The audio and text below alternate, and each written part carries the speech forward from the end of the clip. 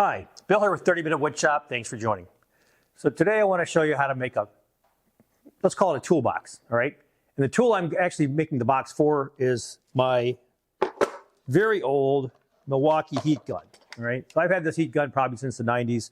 It's seen a lot of mileage. I've stripped off many square feet of trim and moldings from craftsman-style houses. If you've been seeing craftsman-style houses, you always see where people painted 2, 3, 4, 7 coats of paint over the molding. Those moldings are usually white oak, generally quarter sawn, and they're absolutely beautiful. So anyway, I use this quite a bit. It's been around for a long time. Came with a bunch of accessories, but it finally gave up the ghost. The box did. Okay, so the hinge failed. I got a crack in the box. So I need some place to store all this stuff. So I'm going to make another box very close to this, very similar. Pretty easy to do because, again, it's a box with a lid. All right? Now, like always, go to 30minutewoodshop.com, right? And you can find a dimension sketch. Now, make sure when you get these sketches, you review all the details and you make this your own. If you make it wider, skinnier, longer, taller, whatever it is, make sure it fits your purposes, okay? But pretty straightforward for this project. We only need a front and a back, 2 sides, top and a bottom. Then we're going to cut the box apart, which will give me a lid and a bottom, okay? Super easy to do. Now, we're not doing anything fancy here. All we're doing here is just doing butt joints. Let's face it, guys, this is going in my shop. It's just to store a tool that I have here so I can do some stacking because I don't use this tool as much as I used to. My son started using it for some projects he's doing, so I want to make it available, but I don't want it just laying around in a clump, okay? So this little storage box is going to be pretty quick. Let's talk about materials, okay? Now, you can make it out of anything you want. I'm using this leftover pine.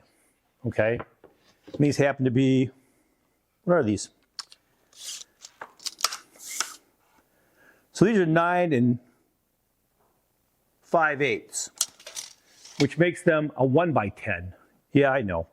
Nominal dimension versus what it really is. But these are pieces of 1x10 laying around. I think this is a 1x12.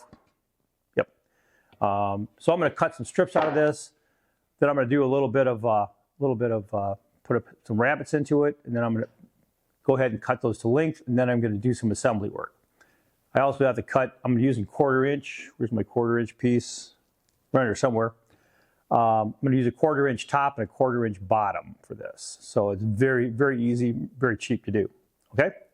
So let's go over to the table saw and do some cutting. My fence is set at 4 1/4.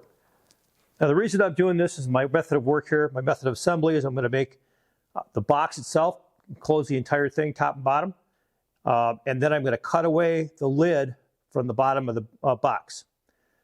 So this is set 4 1/4. I'm going to strip off a bunch of 4 1/4 inch pieces, and then we'll cut them to length. Let's make some noise.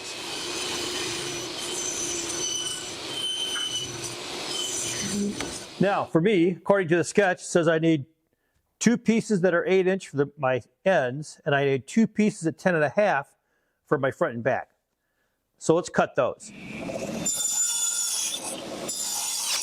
I got my blade set up so I can take out a 1/4 by 3/8 dado, so it cuts halfway through the 3/4 inch piece, and to a depth of 1/4 inch, so that covers me for my my 1/4 inch panel that I'm going to be sticking in here.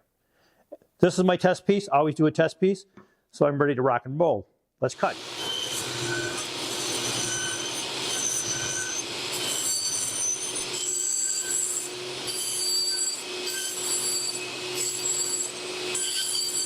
All right, I did a dry fit.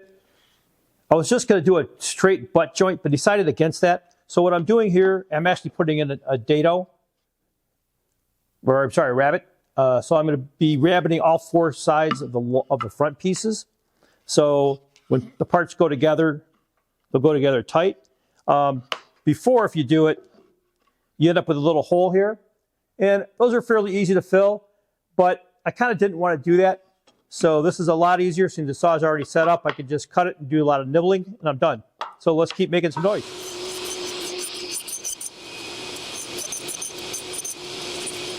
Okay, my test fit's done. Looks really good. So what I'm going to do is I'm going to assemble the box here, but I'm not going to put the top and the bottom on. I'll do that once I get this thing glued up. Those will be second chance. So one thing I have to let you guys know is make sure when you're using the dimensions, I'm going to put in a note about a 1/4 by 3/8, 1/4 by 3/8, and a 1/4 by 3/4 inch rabbets. When I do that, make sure that you check your wood because there's slight variations in this. And I know the 3/4 I set, I actually had to go to like a 32nd deeper.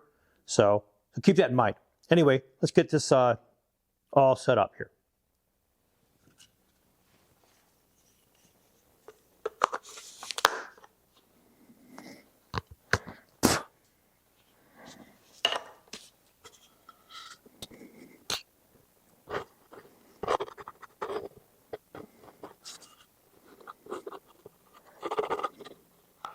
So I'm trying not to use a ton of glue because I don't want a lot of squeeze out. And this, honestly, this whole project doesn't really require significant structure. Once you glue it together, it's pretty well done.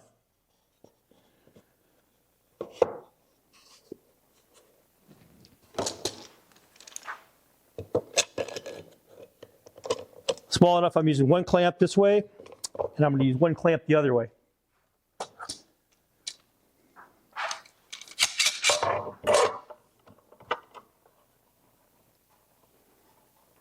Now, make sure when you glue this, you check the edges and the corners that they're all flush. If everything is set up properly, in other words, you've got all the pieces and they're machined or milled identically, then all these corners should be flush. Make sure that happens. You don't want a little bit of a dip anywhere, okay? Let's let it dry. I'll measure, we'll come back and we'll cut some pieces for the top and the bottom. Well, ready to put it in the top and the bottom. So this is pretty straightforward. It was fairly easy to cut these things out. This box was square. Doesn't always happen, sometimes a little off. I did take a little bit of extra time to do some fitting here, but not a lot. For two reasons. One is that this is a utility box, so I don't really care. But also because I didn't really need to. So we're going to put some glue on this, tack it down, and call it good. And then what I'm going to do is I'm going to split the top from the bottom, the lid from the bottom.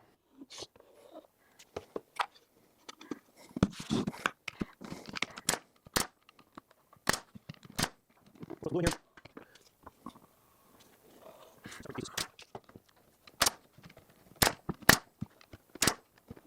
Top and bottom are in.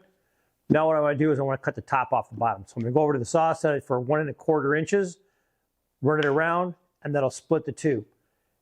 After that, I'm going to do some edge trimming and some sanding, and we'll be ready for a quick finish and be done.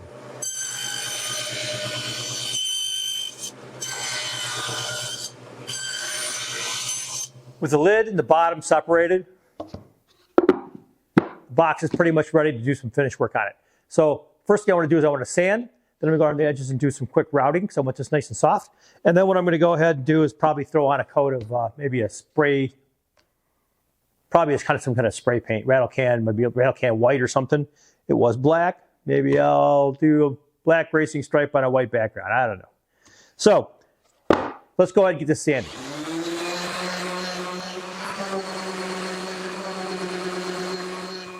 Okay, with the sanding out of the way, now we're going to hit this with a 1/8 inch roundover bit. I'm literally going to hit everywhere with this. Might as well, okay?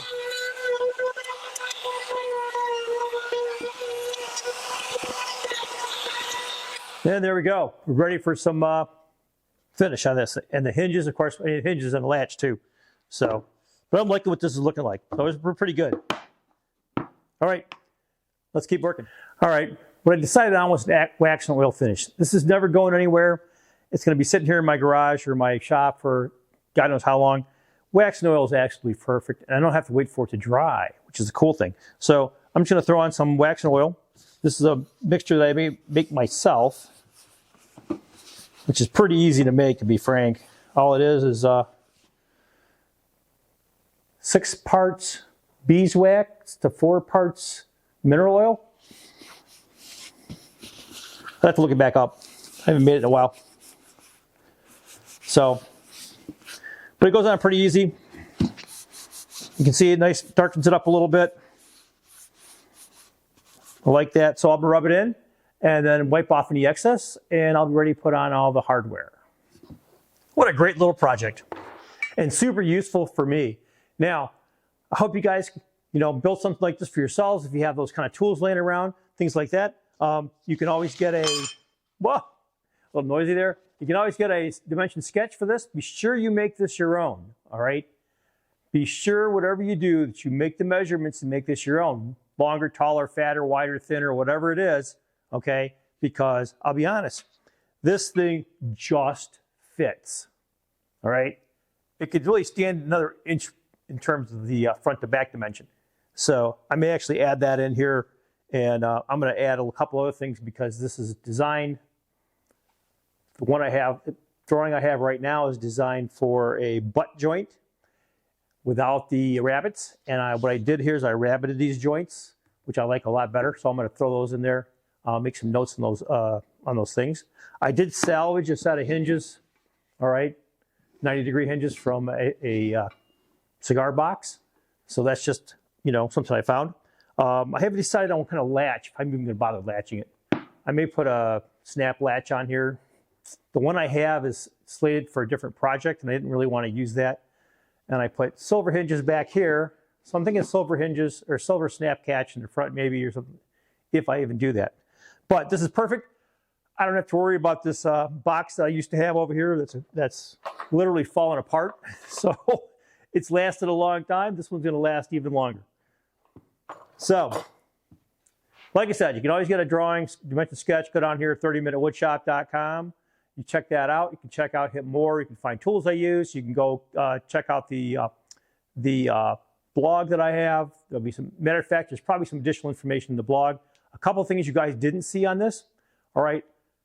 When I drove the nails in here, because I went from all glue to using nails, when I went to cut the top, I wasn't thinking ahead because I'm making this on the fly.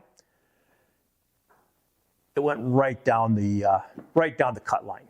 So fortunately, I realized that before I cut and destroyed my table saw blade. So I ended up having to kind of dig that out. Fortunately, I have the correct tools to do that, which really was nothing more than a gouge. So I was able to gouge it out, and honestly, you can't even tell where that was at. So that worked out really good. I used a really small gouge, gouged out around it, pulled the nail, finished cutting it. So lucky me. I had to spend $200 on a table saw blade for having ripped through the nails. So, like I said, I hope you got something out of this. If you did, do me a favor, hit like and subscribe. And folks, hey, until next time, good making.